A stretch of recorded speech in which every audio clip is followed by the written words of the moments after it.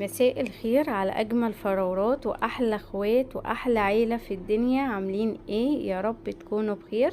النهاردة جايين بقى بوصفة حلوة خالص سهلة وبسيطة لعشاق البسبوسة.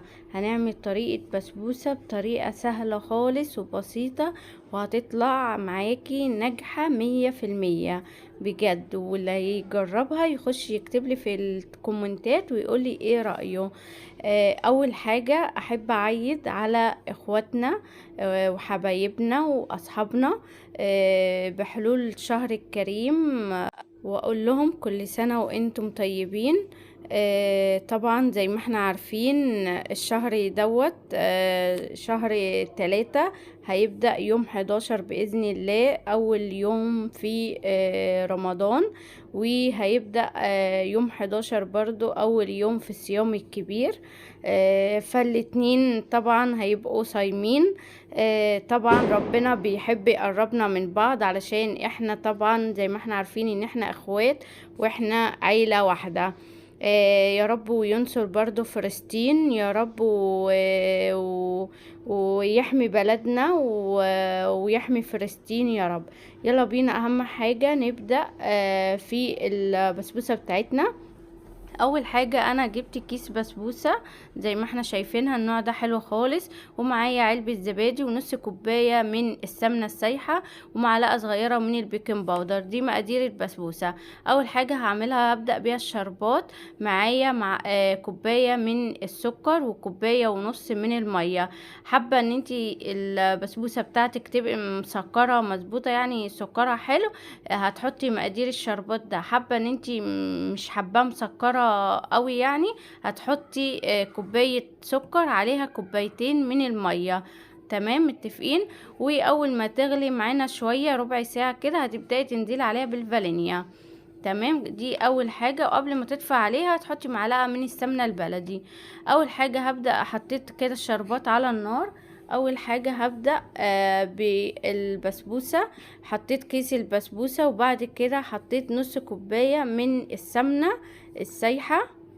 دي سمنة بلدي، كانت مخلية ريحة الشقة بجد. البسبوسة روعة، سمنة بلدي تحفة خالص. وبعد كده هحط ربع نص معلقة صغيرة من البيكنج باودر، وهقلب فيها كويس خالص. البسبوسة لازم اشربها بالسمنة. بصي قلبي البسبوسة بالسمنة، بسيها كده كويس خالص براحتك. لكن اول ما تبدأ ان انت هتحطي كوباية الزبادي او كوباية اللبن، لازم ان انت هتديها تقلبتين بس، علشان خاطر ما تطلعش معاكي ناشفة. لكن اما تحطي السمنة قلبي فيها براحتك، بسيها براحتك، لازم تبسيها كويس. هنا بسيتها كويس البسبوسة بالسمنة. وبعد كده هنزل بكوباية الزبادي، هقلب بيها تقلبتين ان الزبادي تشرب كويس مع البسبوسة. وبعد كده هجيب صينية مقاس 26 وادهنها بالسمنة وهحطها. سهلة وبسيطة بجد، يعني بصي ما خدتش اي وقت، يعني مش هتكمل معاكي 10 دقايق. وكنت مسخنة كمان الفرن على 180، ودخلتها على طول الشربات، حطيتها على طول على النار وبدأت في البسبوسة. يعني حاجة سهلة وبسيطة خالص. وجبت اهو حتة سمنة بلدي اهي، وادهن بيها الصينية بتاعتي.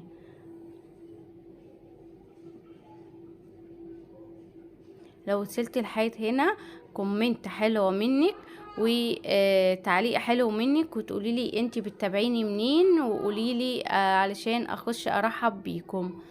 وبشكر كل اللي دخل، اللي من السعودية ومن العراق يعني بشكر كل الناس اللي دخلت شرفتني في القناة، بشكرها جدا. والله انتي على دماغي من فوق، اجمل عيلة واحلى اخوات، ويا رب نكبر سوا.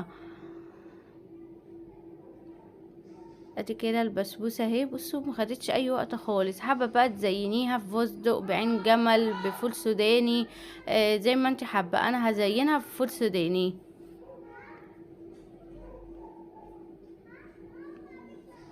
بصوا طالعه والله العظيم طعمها بجد جربيها وانت هتشوفي، يعني هتشوفي البسبوسة معاكي طالعة ازاي، تحفة. وان شاء الله هجربها برضو معاكم بدقيق السميد، هتبقى حلوة خالص. جبت فول سوداني كده وهبدأ ازينها كده تزيين كده عشوائي على طول.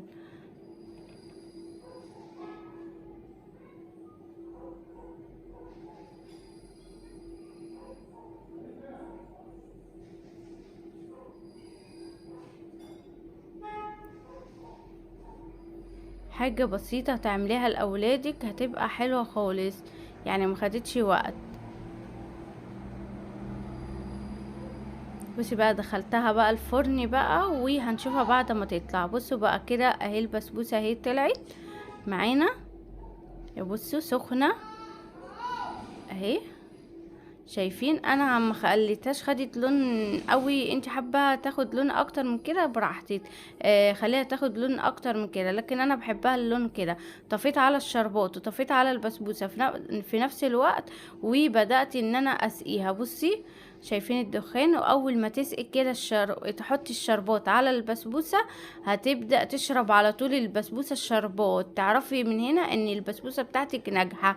لكن لو البسبوسه بتاعتك عمت على الوش وما شربتش الشربات هتعرفي انها هتنشف معاكي وهتبقى ناشفه. بصي ابني قاعد ازاي يعني مستني البسبوسه. بصي هنا حطيت الشربات كله علشان كده طريت مني شويه. حتى لو هتلاحظوا انا قطعتها وهي سخنه، بس هتلاحظوا ان هي ايه دايبه قوي، فانتي ممكن ما تحطيش الشربات كله. تمام. وهنا هبدأ بقى اغطيها علشان تبقى ايه طرية وتبرد بقى شوية. بس انا هقطعها، يعني مش هكمل ال5 دقايق، وهقطعها معاكم علشان ايه قبل ما اقفل الفيديو تشوفوها معايا. بصوا اهو.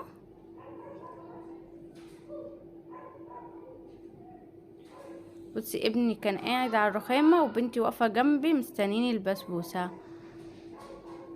هتبدأي تقطعيها بقى التقطيع بتاعك الحجم اللي انت عاوزاه. بصوا اول ما بتقطعي كده شايفين انتوا شايفين كده البسبوسة قدامي الطرية ازاي، يعني باينة من السكينة. بجد الصورة ظلمة خالص، يعني انا تليفوني مش عارفة الكاميرا مالها، بجد ظلمة الصورة خالص.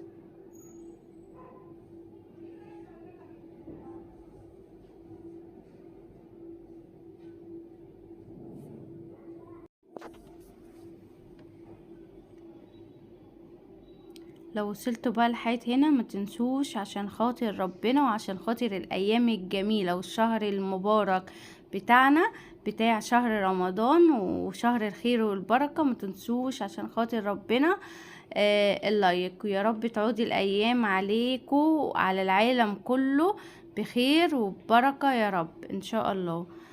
بصوا بقى البسبوسة بجد روعة، شايفين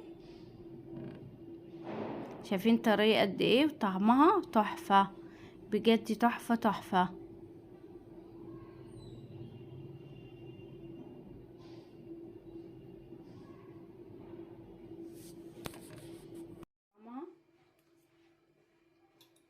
طعمها روعة، مش مسكرة، جميلة خالص. بصوا عيالي قاعدين حواليا، خد يا فيل، قول رأيك. رأيك ايه؟ جميلة؟ خدي يا مريم، خدي تعالي خدي، قولي رأيك. حلوة. بصي طعمها جميل. بصوا دايبة، عايز تاني؟ بصوا دايبة، جميلة. الحتة دي جربوها، هتنفع قوي في رمضان، طبعا حلويات ورمضان. كده بقى الفيديو معانا خلص. يا رب البسبوسه تبقى عجبتكم وتجربوها، وما تنسوش كومنت حلو منكم ولايك. ويا رب الفيديو يعجبكم، ولو عاوزين وصفات ان شاء الله نعملها لكم في رمضان اكتبوا لي برضو في الكومنتات. بس ودعوة حلوة بقى منكم ليا ان ربنا يقدرني على اللي انا فيه واكمل بقية مشواري علشان خاطر عيالي. بس وادعوا لي كتير قوي ان ربنا يقف معايا. بس وما تنسوش بقى اللايك بتاعكم الحلو، وبتمنى يا رب الفيديو يعجبكم، وكل سنة وانتم طيبين، ويا رب الايام كلها تعود عليكم بالخير واليوم، واقول لكم في رعاية الله. باي.